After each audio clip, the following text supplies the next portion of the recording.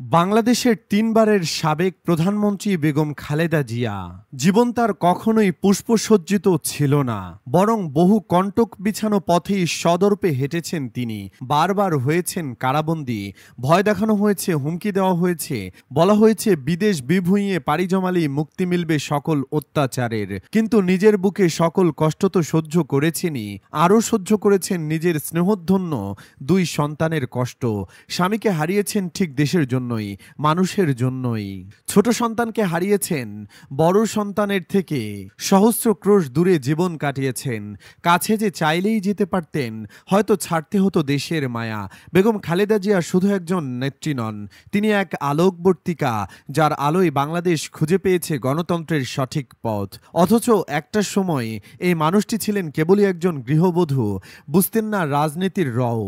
সেখান থেকে কিভাবে তিনি বিএনপির চেয়ারপারসন ও তিনবার প্রধানমন্ত্রী হয়েছিলেন, তারই বিস্তারিত থাকছে ভিডিওর বাকি অংশে। বেগম খালেদা জিয়ার জন্মনাম খালেদা খানম পুতুল। ১৯৪৫ সালের ১৫ই আগস্ট দিনাজপুরে জন্মগ্রহণ করেন তিনি। ৩ বোন এবং ২ ভাইয়ের মধ্যে খালেদা জিয়া তৃতীয়।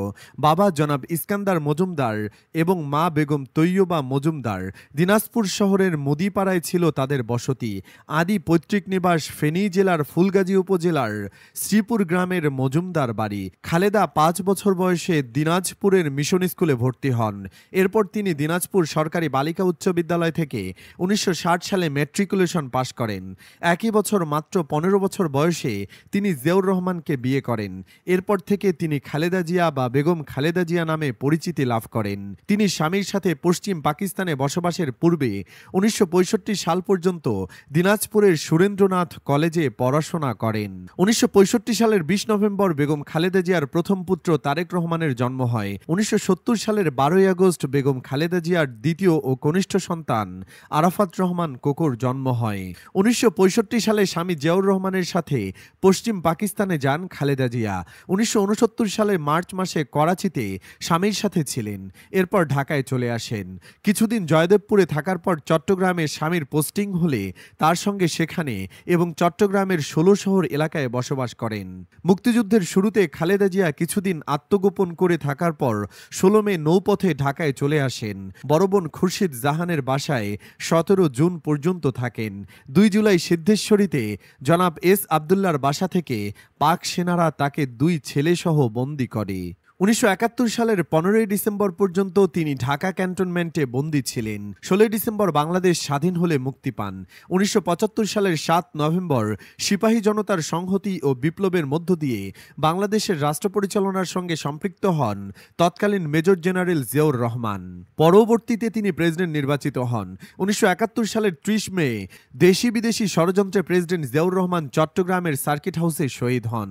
২ শিশু সন্তানকে নিয়ে তখন ঢাকা সেনানিবাসে অবস্থান করছিলেন খালেদা জিয়া। রাজনৈতিক দল হিসেবে বিএনপি তখন বিপর্যস্ত এবং দিশেহারা। জিয়াউর রহমান পরবর্তী দলের হাল কে ধরবেন সেটি নিয়ে নানা আলোচনা চলতে থাকে। বিএনপি নেতারা তখন দ্বিধাগ্রস্ত এবং তাদের মধ্যে কোন্দলও ছিল প্রবল। তখন তৎকালীন বিএনপির একাংশ খালেদা জিয়াকে রাজনীতিতে আনার পরিকল্পনা করেন, কিন্তু রাজনীতির প্রতি খালেদা জিয়ার তেমন আগ্রহ ছিল না। এ সময় দলের নেতাকর্মীরা রাজনীতিতে আসার জন্য দিনের পর দিন খালেদা জিয়াকে বোঝানোর চেষ্টা করেন। তিনি দলের হাল না ধরলে টিকবে না বলেও অনেকেই বলেন। দলকে ঐক্যবদ্ধ রাখার জন্য আপোষ ফর্মুলা হিসেবে খালেদা জিয়াকে বেছে নেওয়া হয়। অন্যদিকে খালেদা জিয়ার রাজনীতিতে আসার বিষয়ে তৎকালীন সেনাপ্রধান এইচ.এম. এরশাদের মনে ভয় ছিল বলে উল্লেখ করেন রাজনৈতিক বিশ্লেষকরা। কারণ এরশাদ যেহেতু ক্ষমতা দখলের পরিকল্পনা নিয়ে এগিয়ে যাচ্ছিলেন, তখন ভাবছিলেন যে খালেদা জিয়া রাজনীতিতে আসলে পরিস্থিতি সামলানো তার জন্য কঠিন হয়ে যাবে। বিএনপির ওয়েবসাইটে দেওয়া তথ্য অনুযায়ী ১৯৮২ সালের ৩রা জানুয়ারি একজন রাজনৈতিক কর্মী হিসেবে খালেদা জিয়া আত্মপ্রকাশ করেন। সেদিন তিনি বিএনপির প্রাথমিক সদস্য পদ লাভ করেন। রাজনীতিতে আসার আগ পর্যন্ত বেগম জিয়া একজন সাধারণ গৃহবধূ ছিলেন। জিয়াউর রহমান বাংলাদেশের রাষ্ট্রপতি থাকাকালীনও রাজনীতিতে বেগম জিয়ার উপস্থিতি ছিল না। যাই হোক, ৭ই নভেম্বর জিয়াউর রহমানের সমাধিস্থলে শ্রদ্ধা নিবেদন করতে গিয়ে খালেদা জিয়া প্রথম বক্তব্য রাখেন। বিএনপিতে যোগ দেবার পর থেকে খালেদা জিয়া বিভিন্ন রাষ্ট্রীয় অনুষ্ঠানে হাজির হওয়া শুরু করেন।